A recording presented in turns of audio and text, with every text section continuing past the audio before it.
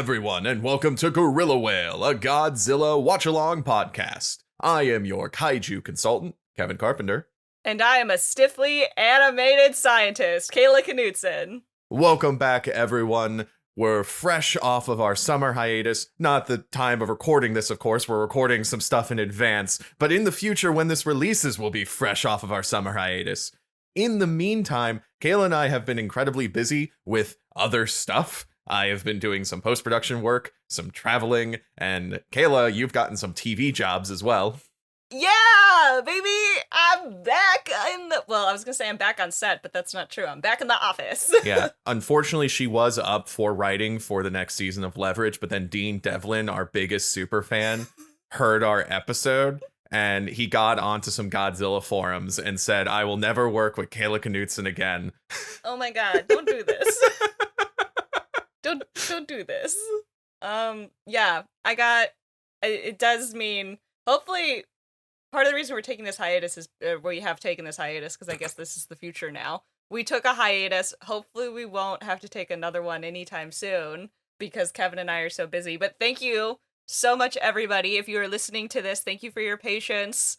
It's been very crazy. I'm very excited to be working back in TV again. It does mean I am quite busy. Yeah, but thank you, everyone, for your patience. We really appreciate it. We're happy to be back, and hopefully we won't have to do a hiatus, for the back half of this show. We got about halfway through, and then we're like, oh boy. Oh, yeah. And it's fascinating. So, we stopped with the Heisei era, and then we got the American Godzilla film, which lives a little bit in infamy. And so it seems like the most logical step for us as we come back from our hiatus would be to start a new era, the Millennium era of Godzilla films. But there's one thing we have to cover. See, we kind of have to go back and cover some old territory, a little bit of what we ran on in the previous episode, because Godzilla 1998 came out with an animated series on Fox Kids. And in today's episode, we're going to be covering the first 2 episodes of this hit series. You say hit series. Was it successful? It was. So it got 40 episodes, but 2 of them were never aired for reasons that were kind of outside of its control. Yeah. I watched Fox Kids when I was a kid, and I do not recall, because that's the channel Yu-Gi-Oh was on. Yeah. But I don't really remember. It's funny watching this, because it feels familiar in the sense that I'm like, yes, this is like the Gargoyles era of American animated cartoons. It's the X-Men Evolution era. It's that like 90s action adventure situation going on. It feels very familiar, but I don't think I ever actually watched it. Or if I did, I don't remember. Until, I watched it for this. Oh, I've seen ads for it in comic books. When I go back and I read my scans of like 90s and early 2000, 2000 comic books, I do see Godzilla. Maybe that's why it feels familiar, is because I saw ads for it in old comic books. Yeah, I remember the commercials for this series. I remember the comic book ads for this series. I didn't watch it that much as a kid just because it kind of went off the air right before I was in prime watching cartoons on TV age. Yeah. Because it kind of... that's the thing. I was a little too young, I think. But I did watch a good amount of the episodes for this episode of our series. So, with that, let's dive right in. So in our last episode, we covered the American Godzilla film, Godzilla 1998. And because this was the 90s, that means it got an animated series, just like Jumanji, Ghostbusters, Men in Black, and Starship Troopers. That's right, Starship Troopers got an animated series for kids. The sci-fi satire about war? Yes. Okay. In the 80s, I didn't realize. In the 80s, Rambo and RoboCop also got kid-friendly animated shows, by the way. That makes sense to me. That makes total sense. A big trend in the 80s and 90s. That's just movies got animated series. But I mention Jumanji, Ghostbusters, Men in Black, and Starship Troopers because those animated series were created by Sony's animation division, Adelaide Productions. and they brought that same adaptational magic to the big lizard. However, there were a few difficulties at launch. First, the movie sucked. Not a great springboard. Second, they couldn't get the licenses to any other Toho monsters, so they all had to be original. And third, no way were they getting the likeness rights to any of the actors, especially Matthew Broderick. So all of the characters from the movie had to look completely different. I didn't realize that was a legal thing. I was just watching it like, I mean, the hair colors. It's just the hair color. Everybody has the correct hair colors and the same gender, and we go from there. Yeah. I thought perhaps it was just an artistic thing. No, they would have had to pay Matthew Broderick if they made the main character look like Matthew Broderick.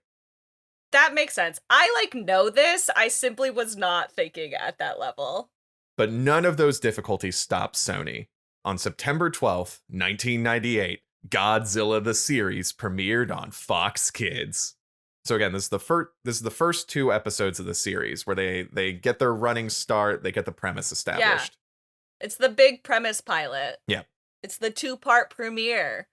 You eat your cereal on the floor 6 feet from the big boxy television as this premieres on Saturday morning.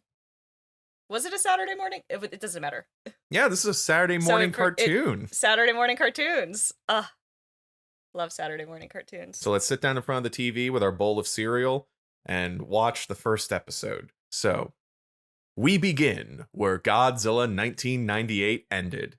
Dr. Nick Tatopoulos, reporter Audrey Timmons, cameraman Victor Animal Paladi, and French agent Philippe Roche drive away from the film's Godzilla, which we colloquially refer to as Zilla, and watch as it's defeated by the US military.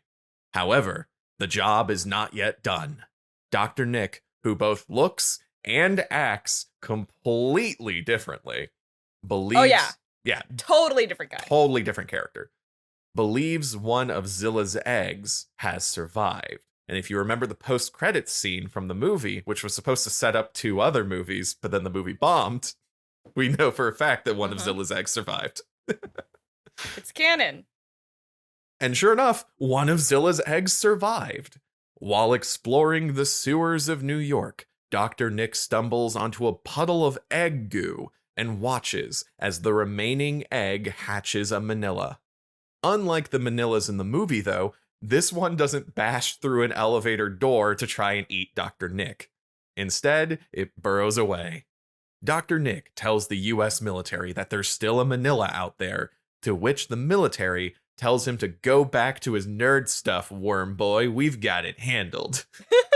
Dr. Nick realizes he has to solve this problem yet again, so it's time to gather a team. First, Dr. Nick opens up his old research lab by the docks, which he failed to mention he had in the movie. He also meets up with his expert hacker friend, Randy Hernandez, who also would have been handy during the movie. He didn't have a cell phone. His pager had lost battery, He was actually, I think, extrapolating off of how we find I guess he's not a doctor, how we find Randy Hernandez. Presumably, Randy was in the middle of a video game marathon and simply was not aware of the proceedings. That's my headcanon. I mean, this guy had a score to beat on Donkey Kong, and he was not going to let anything stand in his way. Yeah, he didn't know about the whole Godzilla thing the entire time it was going on. Yeah, he was just in his little cave in Staten Island playing Super Mario, completely unaware of what was going on. He had the music up too high. He was listening to metal. Well, he does bring in redhead Dr. Elsie Chapman and Dr. Mendel Craven, who were technically in the film, but of course they look completely different. And together, they form the Humanitarian Environmental Analysis Team, or HEAT for short. The team searches for the manila the best way they know how, with a lot of fish. Using their analysis robot Nigel, they gather a bunch of fish into a pipe trap. Unfortunately, this manila is a growing boy. The creature appears to eat the fish and is too big for their trap. Their manila is now a Godzilla. Side note, this series does the Godzilla Raids Again thing where the first one is Godzilla and the second creature is also named Godzilla. So while I called the creature in the movie Zilla, I'm going to call this one Godzilla just to keep it clean since it's Godzilla the series. Okay? All right? Godzilla is the name of the species. It's like a dog named Dog. Exactly. So the trap fails and the team panics. But just as Godzilla picks up Dr. Nick to eat him, to the cheers of Kayla, the creature sniffs him and recognizes his scent. Dr. Nick was present at the creature's hatching, and now Godzilla has imprinted on him. I love that Godzilla imprints on this guy and then immediately burrows away, because that's absolutely what babies that would imprint do, is they would immediately run away from the thing that they imprint on. I don't know. I guess it is a lizard. Yeah. Snakes abandon their young at birth. I don't, like, again, the biology of Godzilla is all over the place. We've discussed this. Yeah. Well, speaking of biology, by the way, so it was an existential threat in the film that Zilla was able to reproduce asexually and also hatch like dozens of eggs, creating a bunch more manillas that would then be able to reproduce asexually, and pretty much the entire world would get run over by Zillas. Like, that was the main threat of the movie, besides there's a giant monster in New York. But absolutely. But don't worry. In this cartoon series, they give 2 sentences to this, and they say that this Godzilla is sterile. So we don't have to worry about this one flooding the earth with Godzillas. It would be far too expensive to animate a dozen Godzillas, let alone 100. They will have an episode later on where this Godzilla meets with another giant monster who has her own egg, and so the Godzilla becomes a sort of surrogate father. Aw. Yeah, it doesn't end well. Oh. But, sorry. Did he go to get cigarettes and never came back?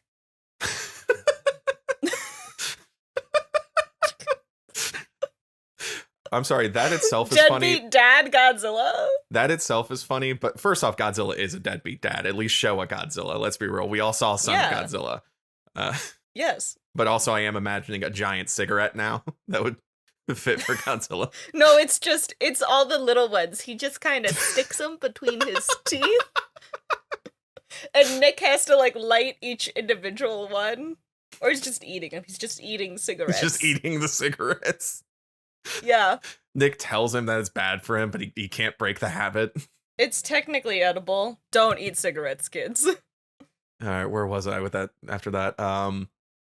So golden opportunity. The Heat team decides to study this Godzilla rather than send a military after him. Since, now this Godzilla is friendly to them, it's probably not going to eat them. This is a unique creature now since they killed its father, mother, and all of its siblings.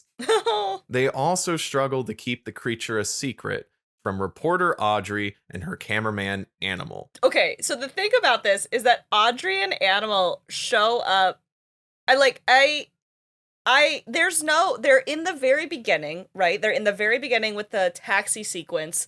And then we go immediately into there's another egg, there's another Minilla, it becomes a Godzilla, blah, blah, blah, the trap, the new characters, the robot that is definitely modeled after the type of robot that assembles cars. But they're like, this is an analysis robot. And it's like, that's a Chevy robot, but okay. And I was like, oh, I think they just got rid of the reporters. They just were like, wait, too many characters, we're not going to do the reporters. I thought it was so funny that they had, the whole romantic garbage fire plotline in that series with Audrey being a terrible love interest. And I was like, they just got rid of her. And then they showed up and I was like, oh God, the press. They're here. They're back. They didn't get rid of them. There's so many characters in this show. So I thought they got rid of those characters because they were like, oh, we don't need them. This is going to be action adventures with the scientist stuff. We're going to get rid of the press. Too many characters to animate, too expensive, more actors, etc. And then they did show up and I was like, oh God, the press is here. It's fascinating because, they do the reanimation of the ending scene of Godzilla 1998 for the beginning of this series. And also, like, Audrey and Animal are not part of the central team lineup in the intro. Like, the intro ends with the 5 humans and Godzilla in the background. And so it's like, all right, main characters, Godzilla, here we go. And Audrey and Animal are not part of the core crew, according to the cartoon intro. And for a moment, like there's a scene where they're like, what are you guys doing down here in this research lab? Nick, you haven't called me in like 3 weeks. And it's like, yeah, and you ghosted me for 8 years. Of course. Yeah. But anyway, but there's like a moment where they're like, what could you possibly be doing? And then Godzilla like appears behind them and the whole team is like, looking at worms. And then Godzilla disappears. I thought they were going to do like a Candace from Phineas and Ferb kind of situation where there would be a running gag of Audrey and Animal trying to get footage of Godzilla, and they're never able to get the footage. But no, that would have been so good. It would have been so funny, but no, later on they do find out about Godzilla, so we only get the one gag. You know, around the time that the Godzilla the Godzilla series was out, I think Swampy and Dan, who do Phineas and Ferb, they were, I think, developing Phineas and Ferb around this time, because it took them like 10 or 15 years to get Phineas and Ferb off the ground. Oof. Animation. So maybe they were like, no, maybe they saw that and they're like, I got a better gag. Audrey. They're like, you could make 104 episodes off of this.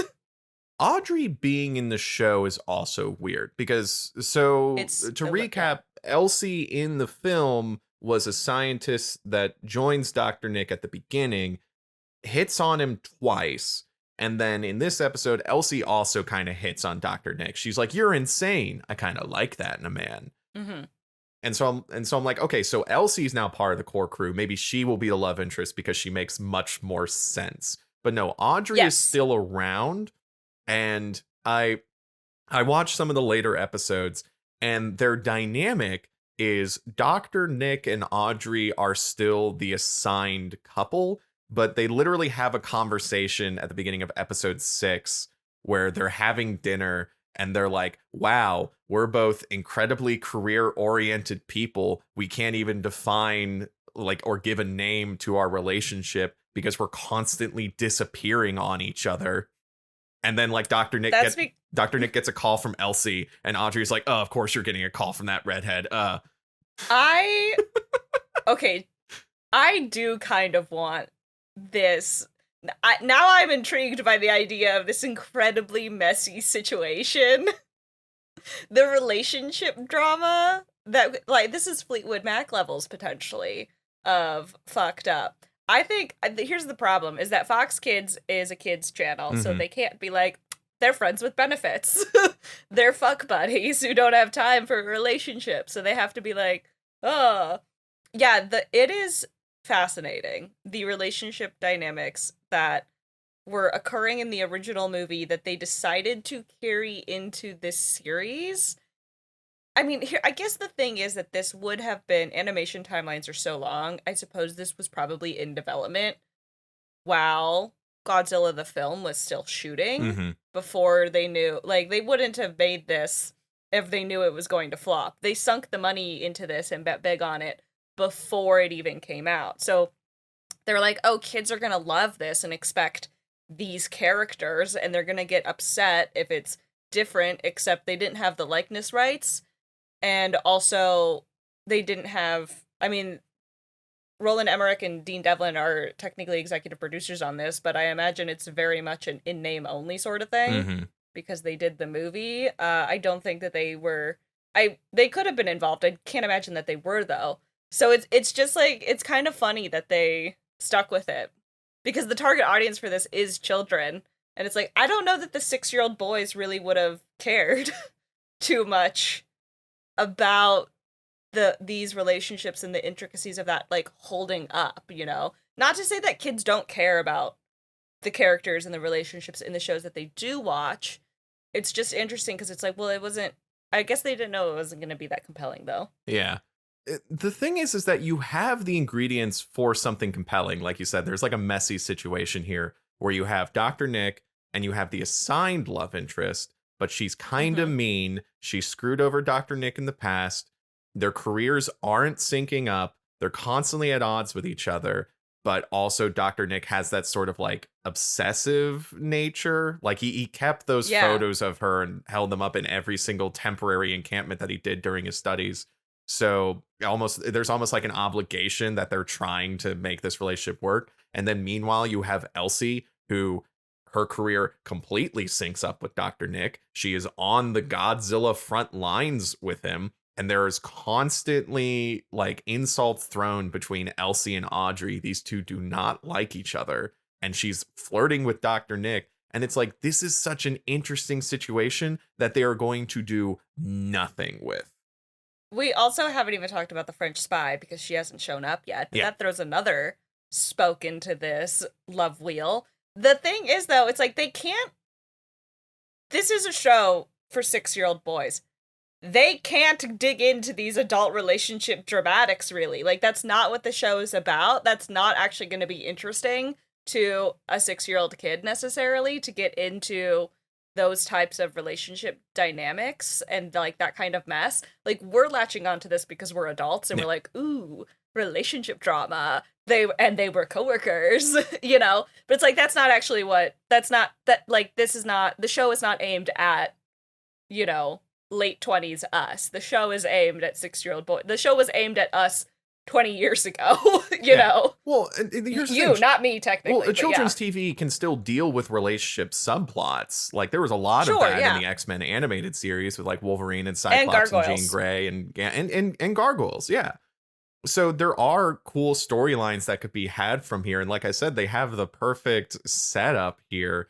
But like I said, it's just, once again, just like the film, Audrey is assigned love interest. There's an episode later on where Dr. Nick is like, I'm going to propose marriage to Audrey. And then due to Godzilla reasons, it doesn't work out. For Godzilla reasons, the engagement has been broken off. Exactly.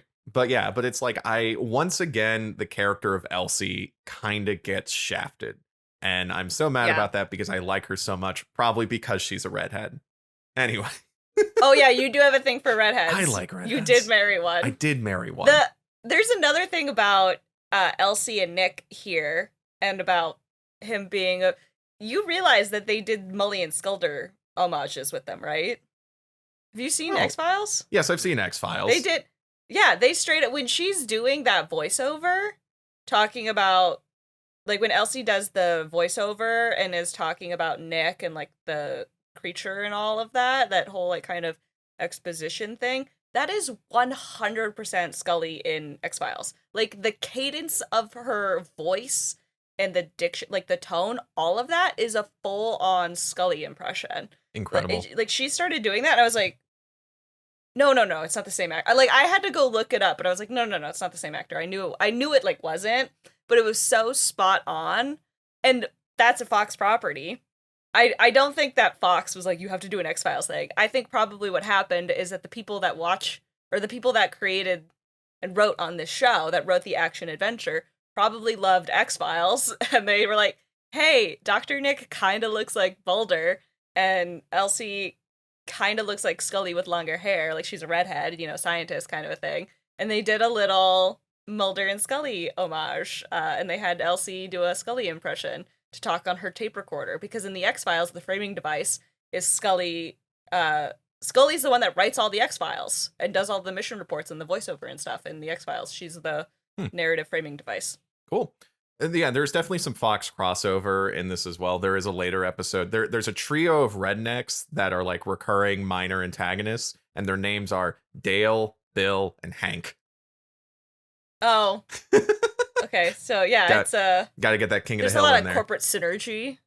You love King of the Hill. I love Look King at of this. the Hill. I got my X-Files in Godzilla. You got your King of the Hill in Godzilla. Got my chocolate, my peanut butter. We are the target audience. So, by the way, while we're sort of talking about individual characters here, so we have Audrey and Animal. They're pretty much the same. Audrey's meanness is turned up a little bit. And honestly, we were talking about how they should have leaned more into that in the film, TBH. So her character is actually more consistent. Yeah, I like her more in this, actually. Elsie's cool. Dr. Mendel Craven, his character trait now is he has a robot and he sneezes a lot, which was honestly more character than he had in the film. Yeah. And he's like chronically has a cold.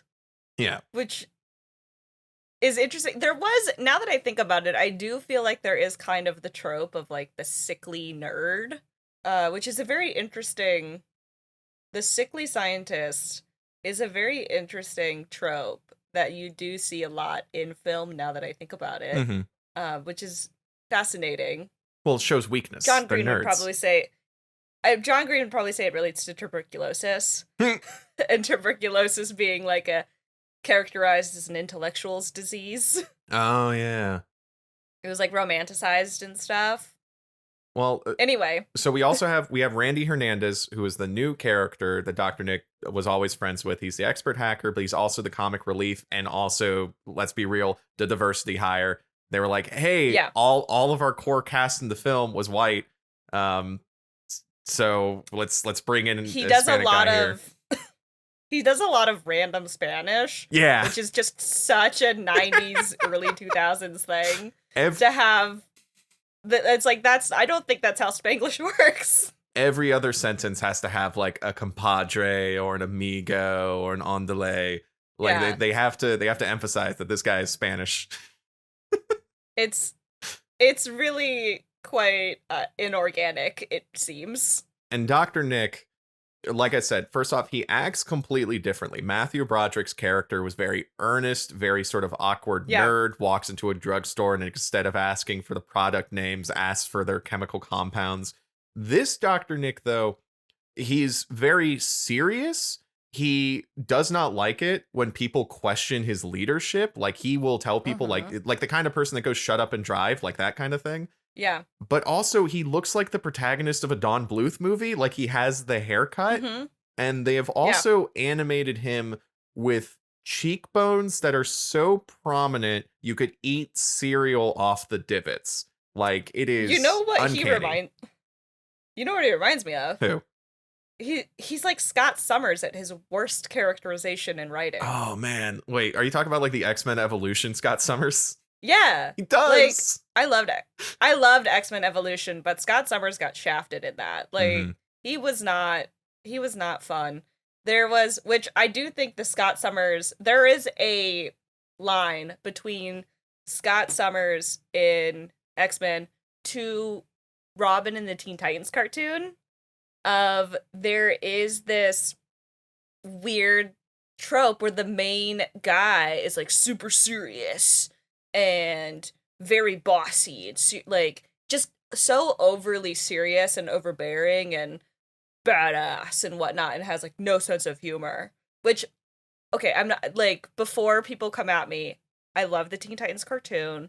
Robin does get a lot of great stuff in that cartoon, but like kind of early on and in some of the more lighthearted episodes, there is sort of this very stiff, stick up his butt kind of a thing. And that's what's happening with this guy. He's Scott Summers at his worst. Yeah. Which, I mean, this is a Fox property. You know, it's possible that there was maybe some of the, I don't know, we'd have to look it up to see if there was overlap between any of the writers that worked on this and the writers that worked on the old X-Men cartoons. Very possible.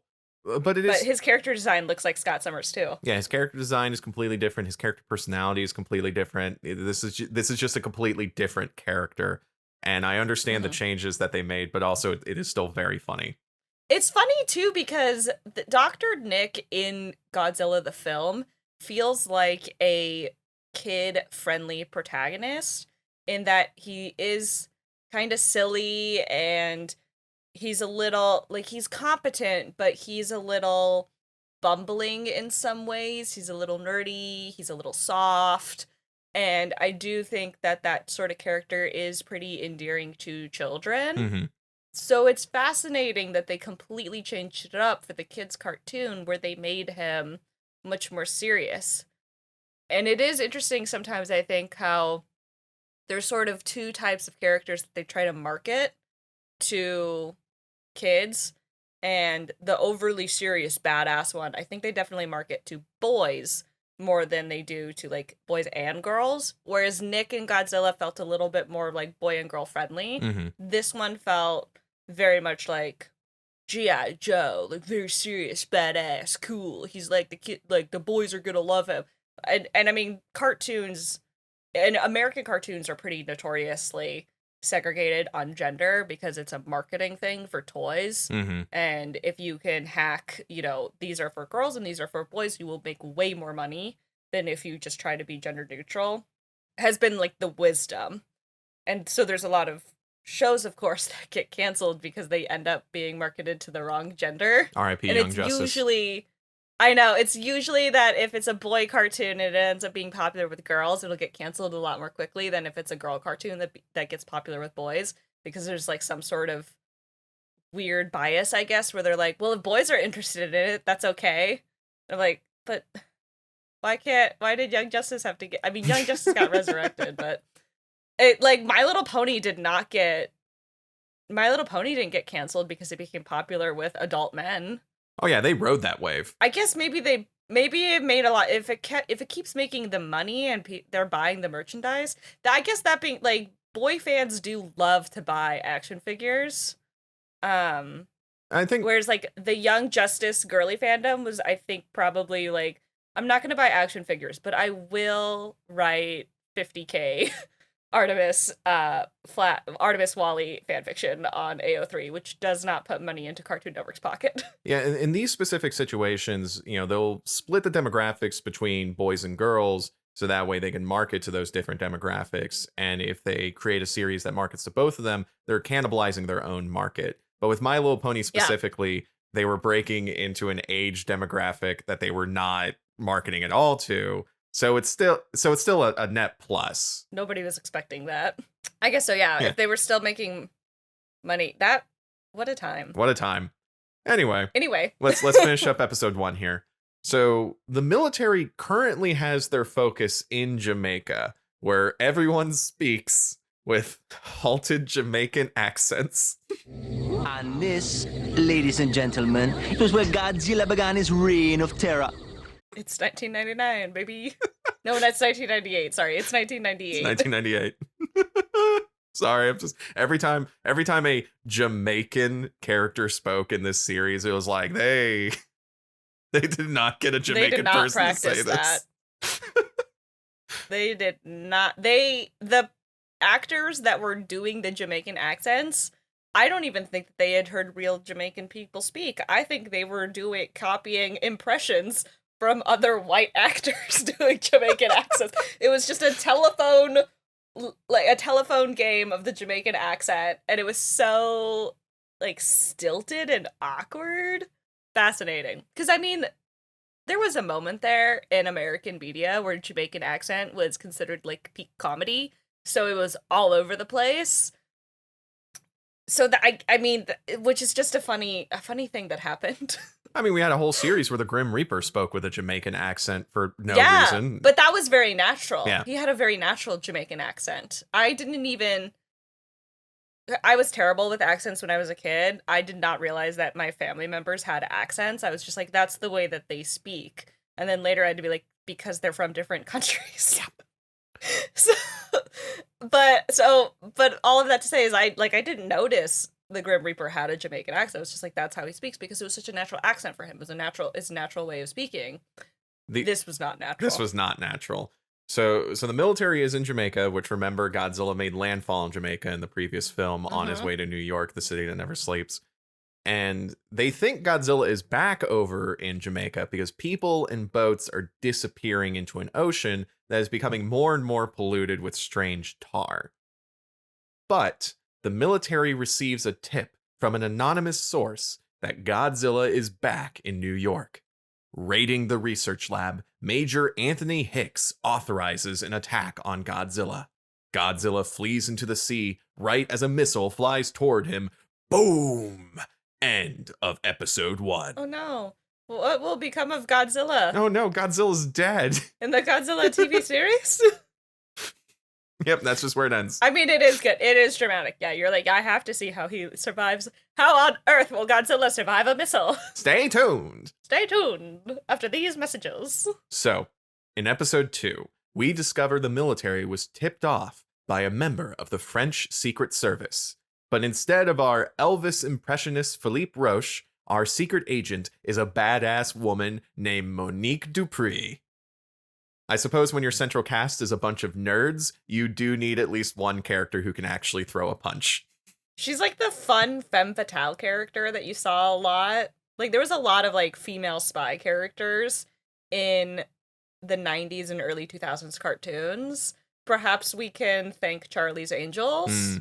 I think the Charlie Angel movie came out after this. But yeah, Spies was a huge. I remember Spies being a really big thing in the 90s and the early 2000s. Oh, especially in the early 2000s. Because, oh yeah, I watched Totally Spies religiously. And Agent Cody Banks, I was a big spy kid. And I do like this character change. Like, instead of bringing back Philippe Roche, they introduce a badass woman character. Because even though Audrey Timmons is in the show, she's not part of the central, like, core Heat team. So it does help to have. So now, like, the central team is 3 guys and 2 women, but you also have the recurring guy and woman with the reporter team. So it works out. This feels very balanced. Yeah, this feels balanced. So, this feels. I'm like, yeah, this is what the cast looked like in all of these shows back in the day. So Monique, and in many of them still today. Yes. So Monique joins the team. So she was the one that gave the anonymous tip over to the military that, hey, the remaining Godzilla's over here. But then she realizes that the disappearances in Jamaica are not due to Godzilla because Godzilla's still over in New York. So she's like, hey, I want to join the Heat team to help you guys out with what is clearly another giant monster. Hopefully we, the French, did not create this one as well. But we should probably take care of it.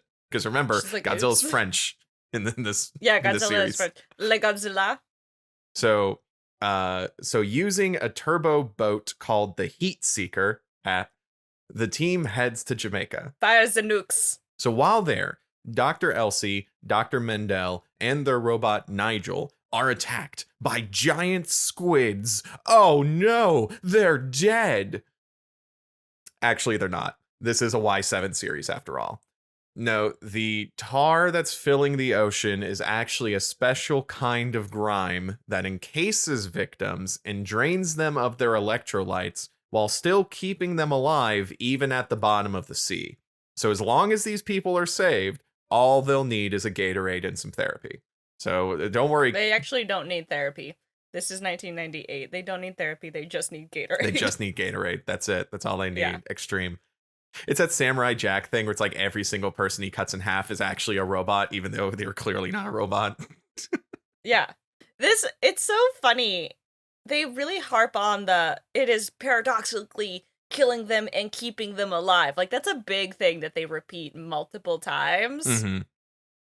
And it's just, I'm like, I guess they were sitting there thinking, like, what's a scary, interesting, science-y thing that we could throw in there that's happening, they can't solve it, or it seems so, like, new and frightening. It's like, well, it's killing them and it's keeping, I don't know, it was just, like, it was kind of funky. I guess they had to introduce this danger, but they had to make it a non-lethal danger. Yeah. And we're still a few steps ahead from the Godzilla Power Hour. Like, we can now have property damage, fire. Oh yeah, missiles. This is much better than the other one. Yes, most definitely. Even the team dynamics are a lot more fun and feel more like real people. Like, there is like a fun kind of banter happening between all of the characters. It's a big cast, but they're having some fun with it. Yeah, and instead of a Godzuki, Godzilla is the Godzuki, or Dr. Nick is the Godzuki, rather. Yeah. So the rest of Heat tracks Nigel's distress signal, and they find the robot carrying Dr. Elsie and Dr. Mendel in their grime cocoons. Just then, more giant squids attack. Oh no, they're dead. If only we had a Godzilla, but he totally died in the first episode of Godzilla the series. I'm just kidding. Godzilla shows up and starts eating some squids.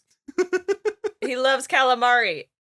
We love to see Godzilla's diet in action. Exactly. Got that down, calamari. So, turns out Godzilla followed the crew all the way from New York to Jamaica, and boy is he hungry. So, with the giant squids defeated, the day is saved, right? Well, no. Some of the giant squids have also been drained of their electrolytes, meaning there's something else eating the squids. Just then, a giant crustacean kaiju emerges from the ocean. known as Crustaceous Rex. This creature walks on its arms and has tentacles dangling from its central mass while its mouth opens up in 4 ways. Honestly, pretty solid kaiju design. It was sick. Yeah. It was really cool. I like joked about how stiff some of the human characters are. To be clear, there are points in this series where you do think to yourself, like, these animators were really like going at it and having fun. Like, it's one of those series where the whole thing is not particularly fluid. Like, there's definitely scenes that were animated much faster than others, but they really did put a lot of, like, the things, you can tell there were things that they really cared about doing very well, and because of production timelines and budget constraints, they just couldn't do that with every single scene. Mhm. But they were really, like, when they were going at it, when they were cooking, they were cooking. Yeah, this is a 1-to-1 of the animation style from the Men in Black cartoon, including how all of the humans kind of look like action figures, while all of the monsters are very fluid and fleshy and colorful and move. Yeah. It's like, the okay. monsters definitely got the best animation and the most work poured into them, and the people, they're like, and the people are there. Yes, exactly. And honestly, that's where their focus should be, TBH. Yeah. So It's a Godzilla series. So Godzilla ate the squids, and so now Crustacean Rex decides to snack on some humans instead in this small Jamaican town. So Woo. French agent Monique shows off exactly why she was added to the series. After driving a motorcycle through town, she launches the motorcycle into the creature's mouth and then blows it up with a flare gun. Badass. Then she steals a truck along with Dr. Nick and lures the Crustaceous Rex to a seaside cliff. Sick. I do also need to emphasize, like, movie Dr. Nick would have been, you know, like, Monique would have told him, like, get on. He'd been like, oh, okay. And, like, been, like, gone onto the motorcycle and been like, well, wait, we don't have helmets. While, like, TV show Dr. Nick is like Monique is like, get on. And Dr. Nick is like, you don't have to tell me twice. And gets on right behind her. Yeah, he's a daredevil now. Yeah, he's a daredevil now. He's a badass. Cool. Yeah. God. And like I said, completely different character. I love Monique, though. She should have been added to the love quadrangle. Yeah. Yeah, but they pair her with the nerdy video game guy. I don't even know if they pair her. I mean, that really, I could see that. Oh, though. he just. Well, I only watched the first 2 episodes. That's fair. But he definitely was like, well, like, enamored with her. He was enamored with her. Yeah, they But granted, you know, she's a badass French spy, so I suppose everybody should be enamored with her. Exactly. I'm enamored with her. Yeah. Yeah. So, now it's Godzilla's turn. At first, Godzilla is no match in a fistfight, but using his burrowing abilities, Godzilla burrows underneath Crustaceous Rex and throws him off the cliff. He also has a super cool new ability that fucking Roland Emmerich and Dean Devlin decided would be too unrealistic for a giant lizard to have, and that's his breath ray. The animated Godzilla has a bluish-green fire breath that he uses to great effect. Imagine that. Hey, So beam attack. finally, Godzilla buries Crustaceous Rex under a ton of rubble, defeating the creature and saving the day. And then the military arrives. Yeah, they still want to kill Godzilla, even as Dr. Nick is shouting, hey, don't you want a giant monster that's on your side? Yeah, Dr. Nick does smartly point out that's probably not the last giant monster that is, like, there's a whole thing where it's like Godzilla being awakened, there's all these other monsters, we're fucked. Yeah. So Godzilla once again retreats into the sea, but this time he finds all the sunken boats and missing swimmers that are encased in tar at the bottom of the sea and brings them to the surface. Major Hicks sees that Godzilla has brought back every person they thought was dead, but they totally weren't dead, Y7 show, and so he decides to call off the airstrike. Actually, it's pretty cool because he's, like, you've got all of the aircraft up there with their missiles targeted on Godzilla, like, say the word, General, or Major, say the word, Major, and then Major Hicks is like, Godzilla is dead. Stand down. Godzilla is dead. And they're like, we're looking at, oh, gotcha. No, it's great. It was a fun, yeah, it was like, ooh, fun. So he is legally dead. Yeah. And it does lead to but he's not dead. It does lead to an interesting dynamic where it's like the military is aware of Godzilla, and if Godzilla ever acts out, they will have free reign to fire missiles at him. So we can still get those scenes, but for the most part, we're now in a MonsterVerse style. Okay, the U.S. military is acknowledging Godzilla, and now we have to come to a sort of loose cooperation with this giant monster. Yeah.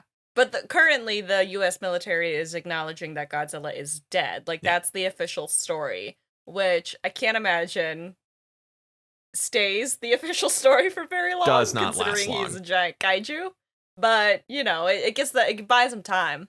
No, like I said, episode 6, a trio of rednecks comes to New York specifically to hunt Godzilla. So at the very least, Godzilla is known by those in the Appalachia. Not a well-kept secret. Yeah. So we close on the Heat team in their New York research lab. While everyone celebrates, Dr. Nick looks up at the moon in the night sky and wonders if even more giant monsters will appear. If they are, it's a good thing humanity won't be facing them alone. Bum, bum, bum, Godzilla. Bum, bum. The series. It was a fun show. Fun show.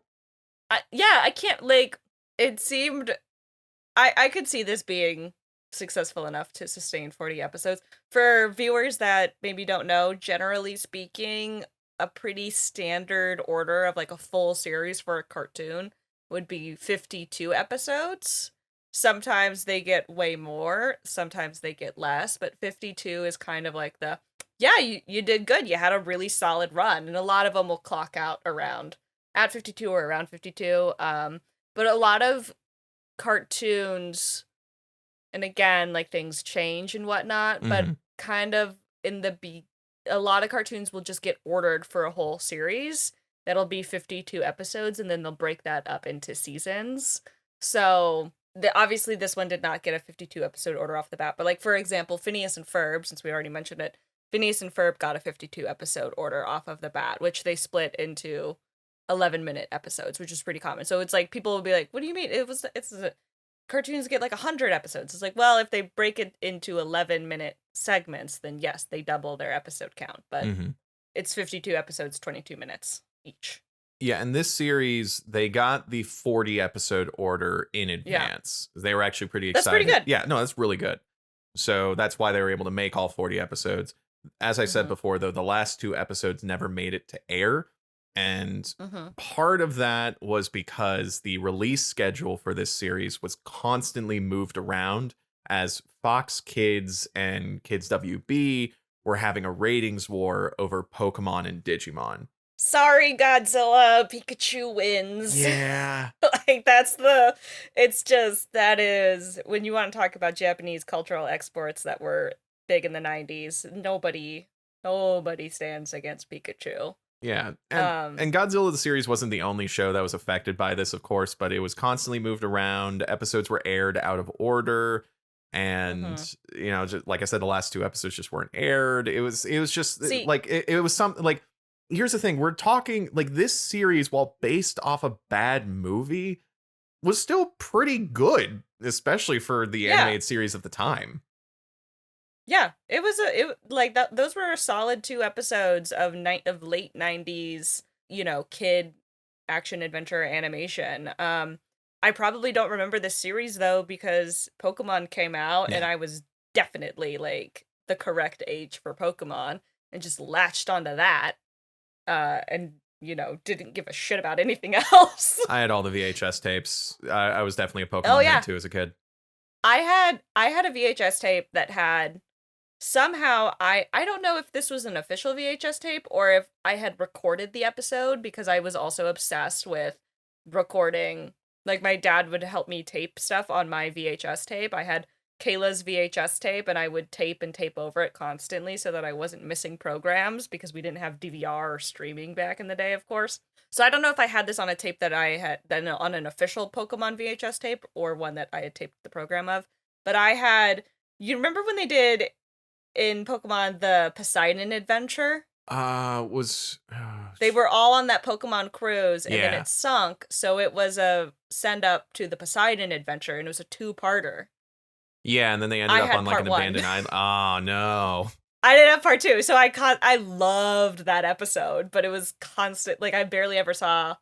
I could only catch the second one when it was on TV because I didn't have the second one on tape. I just had the first one, so I was constantly dealing with the cliffhanger of the Poseidon adventure. There was a couple of them. I only had like part one. Yeah, and thankfully the series didn't end on a cliffhanger. It was a serialized Monster of the Week show, so there Yeah. really weren't any like ongoing plot lines. Like characters would show up, they would have recurring villains, but for the most part, they didn't end on like, oh no, is Godzilla truly dead? Like that kind of thing. It just kind of faded. I will say they did have a special 3-part event called Monster Wars, and that was sort of their reference to Destroy All Monsters. Where, Oh, that's fun. yeah, so aliens come in, they mind control a bunch of different monsters that appeared previously in the series, but also because of the messed up release order, some of the monsters that's like, oh yeah, it's this monster from this episode. That episode hadn't aired yet. Yeah. I mean, that the thing about TV at that time, and especially kids' cartoons, though, is that it wasn't serialized kids' cartoons in America was not much of a thing. It was very rare to have any sort of serialization like that. It had to be pretty episodic, partially because, you just saw what was on. Like it was vast majority of TV was very episodic because it was difficult to, catch every episode. So, I mean, of course, you would have like kind of season long arcs, but it would be something where it developed slowly over the course of the whole season, and you would get like a little bit in each episode, and it would kind of like if you missed something, like it wouldn't necessarily be a huge thing. Mm-hmm.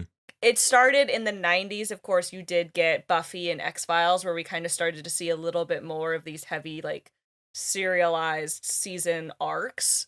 But those were aimed at older audiences that would have a little bit more control over their schedule versus kids who, I mean, if they've got soccer on Saturday, like, now they're going to miss that episode kind of a thing. Like, Yeah. Kids' cartoons being super serialized was not much of a thing. And that's why when Avatar came out, was like so like, whoa, because that was the first time where you had a show that was squarely aimed at kids on a kids channel that was meant to be, I mean, it was pretty serialized. And that was like a huge thing. I think I mixed up my That ended usage up being kind of difficult. I think I mixed up my usage of serialization and episodic earlier. So, but yeah, no, you're right. Is that like, the superhero cartoon series had a lot of serialization. Spider-Man had long-running storylines. X-Men cartoon had long-running storylines. The Justice League cartoon, almost all of their episodes were 2-parters because that's just, they were adapting a lot of comic book storylines. So that was just the duration that they needed. I think they can do that though, because they're comic book storylines. Yeah.